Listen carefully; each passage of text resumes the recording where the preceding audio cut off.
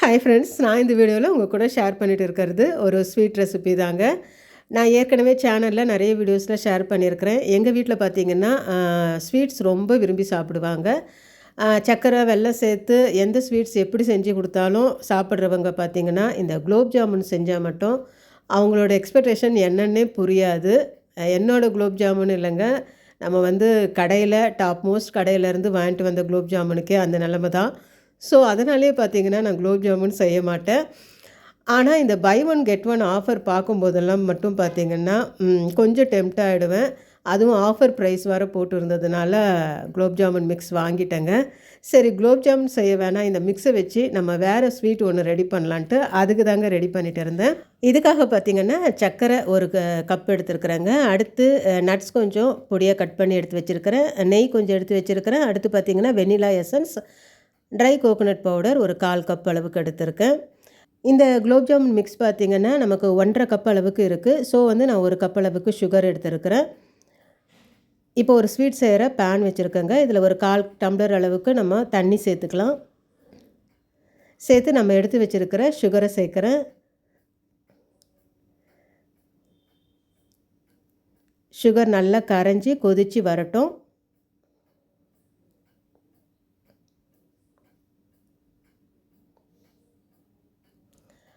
அடுத்து ஒரு ட்ரேயில் நான் வந்து நெய் தடவி எடுத்து வச்சுருக்கிறேன். இந்த குலோப் ஜாமுன் மிக்ஸும் பார்த்திங்கன்னா 1.5 கப் அளவுக்கு இருக்குங்க. இதையும் எடுத்து வச்சுக்கலாம். இப்போது இந்த சர்க்கரை பாகு பார்த்திங்கன்னா நல்லா கரைஞ்சிட்டு வருது. இது வந்து பார்த்திங்கன்னா ஒரு கம்பி பதம் சொல்லுவாங்க, அந்த அளவுக்கு வரட்டும். நிறைய ஸ்வீட்டை பொறுத்த வரைக்கும் பார்த்திங்கன்னா இந்த பதம்ன்றது ரொம்ப முக்கியம். அதுவும் இந்த சர்க்கரை பாகெல்லாம் வந்து பார்த்திங்கன்னா அந்த ஒரு கம்பி பதத்துக்கு மேலே போனாலும் ஸ்வீட் பார்த்திங்கன்னா ரொம்ப ஹார்டாகிடும். இல்லை அந்த ஒரு கம்பி பதத்துக்கு முன்னாடியே நம்ம மாவை சேர்த்தாலும் பார்த்திங்கன்னா ஸ்வீட்டோட பதம் போயிடும். ஸோ வந்து இந்த கம்பி பதங்கிறது ரொம்ப முக்கியம். இந்த ஸ்டேஜ் மட்டும் நம்ம கரெக்டாக பண்ணிட்டோம்னா ஸ்வீட் வந்து பார்த்திங்கன்னா ரொம்ப சூப்பராக இருக்குங்க. இப்போ நம்ம எடுத்து வச்சுருக்கிற இந்த மாவை அதோடு சேர்த்து நல்லா கலந்து விடலாம். நான் எடுத்து வச்சுருக்கிறேன் இந்த 1.5 கப்பு மாவையும் சேர்த்துருக்கிறேன். நல்லா கலந்து விடுறேன். கட்டி இல்லாமல் நல்லா கலந்து விட்டுக்கலாம். அடுத்து நான் எடுத்து வச்சுருக்கிற ட்ரை கோகோனட் பவுடர் அதையும் சேர்க்குறேன். இந்த ஸ்வீட்டை பொறுத்த வரைக்கும் பார்த்திங்கன்னா நெய் வந்து நிறைய செலவாகாதுங்க. நமக்கு ஒரு 2 ஸ்பூன் 2லேருந்து 3 ஸ்பூன் நெய் இருந்தால் போதும். இப்போ 1 ஸ்பூன் நெய் சேர்க்குறேன். சேர்த்து நல்லா கலந்து விடலாம். முடிஞ்ச அளவுக்கு நம்ம நான்ஸ்டிக் பாத்திரத்திலே செய்கிறது அந்த ஸ்வீட் வந்து பார்த்திங்கன்னா நல்லா ஒட்டாமல் வரும். அடுத்து பார்த்திங்கன்னா நம்ம எடுத்து வச்சுருக்கிற நட்ஸில் பாதி நட்ஸை வந்து இப்போ சேர்த்துடலாம். சேர்த்து நல்லா கலந்து விடலாங்க.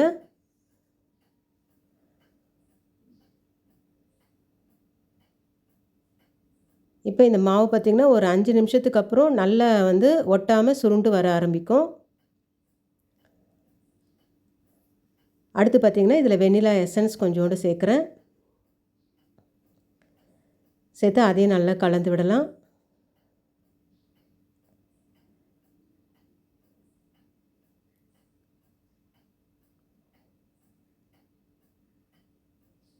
அடுத்து 1 ஸ்பூன் நெய் சேர்க்குறேங்க. ஏற்கனவே 1 ஸ்பூன் நெய் சேர்த்துருந்தோம். இப்போ 1 ஸ்பூன் அளவுக்கு நெய் சேர்க்குறேன்.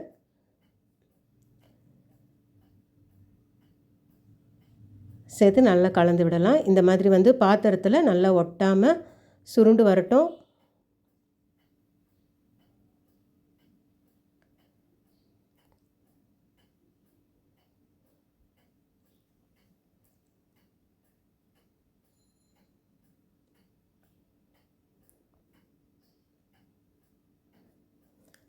இப்போ இந்த ஸ்டேஜில் நம்ம இறக்கிடலாங்க. நல்லா சுருண்டு வந்துடுச்சு. இப்போ இதை நம்ம நெய் தடவி எடுத்து வச்சுருக்கிற ட்ரேயில் சேர்க்குறேன்.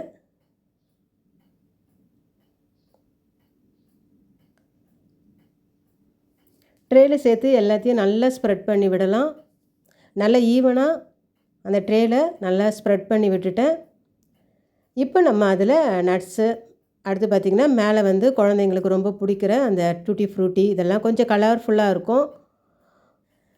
இப்போ இது நல்லா செட் ஆகட்டும். ஒரு 1 ஹவர் நல்லா ஆற விட்டுடலாம். ஆற விட்டுட்டு அதுக்கப்புறம் நம்ம நல்லா வந்து நமக்கு தேவையான ஷேப்பில் கட் பண்ணி எடுத்துக்கலாங்க. இந்த ஸ்வீட்டை பொறுத்த வரைக்கும் அந்த பாகு பதம் மட்டும் நம்ம கரெக்டாக செஞ்சிட்டோம்னா உண்மையாலுமே ரொம்ப சூப்பராக இருக்குங்க இந்த ஸ்வீட். டேஸ்ட் வைஸ் பார்த்திங்கன்னா நம்ம கடைகளில் சாப்பிட்ற ஸ்வீட் மாதிரியே இருக்கும். வாயில் போட்டதும் நல்லா கரையிற மாதிரி இருந்தது. நல்ல டேஸ்டியான இந்த ஸ்வீட் ரெசிபி நீங்களும் ட்ரை பண்ணி பாருங்கள் ஃப்ரெண்ட்ஸ். இந்த வீடியோ உங்களுக்கு பிடிச்சிருந்துச்சுன்னா லைக் பண்ணுங்கள், கமெண்ட் பண்ணுங்கள், ஷேர் பண்ணுங்கள், மறக்காமல் சப்ஸ்கிரைப் பண்ணுங்கள். தேங்க்யூ.